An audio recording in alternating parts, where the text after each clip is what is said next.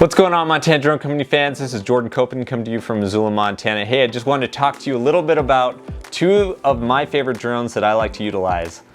First, we'll start out with the Mavic Air 2. The Mavic Air 2 is pretty basic to fly. It has the basic controls of throttle up, throttle down, which takes you up and down. This drone will pivot right and left. It'll go side to side. It'll go around, 35 to 40 miles an hour. And battery life is 25 to 30 minutes, depending on the day.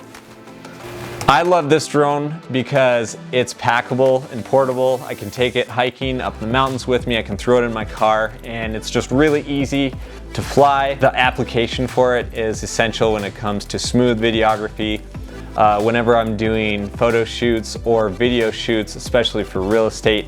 So the next drone I'm going to talk to you a little bit about is our FPV, DJI FPV drone. And this is just a completely different monster, and it takes a lot of time to get used to, which I'm still getting used to. I've gotten this guy up to around 96 miles an hour with a tailwind, which is pretty impressive for a drone.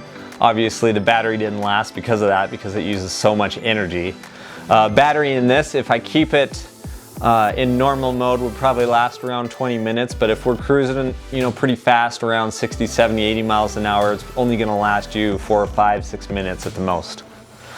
Obviously, I'm gonna be putting on these VR goggles, and it really feels like you're in the cockpit of a fighter jet. So this FPV drone came with a simulator, which I recommend if you do get an FPV drone.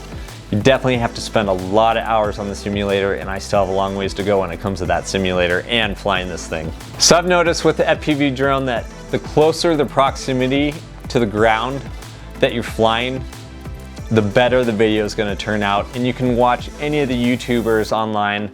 They're always close to the objects that they're flying around, whether it be the ground, mountains, cliffs, diving waterfalls, up against buildings. They're always within close proximity to those objects. And that's what makes the video on these so thrilling. So to recap, obviously the Mavic Air 2 and the FPV both have different applications for flying and for getting different shots.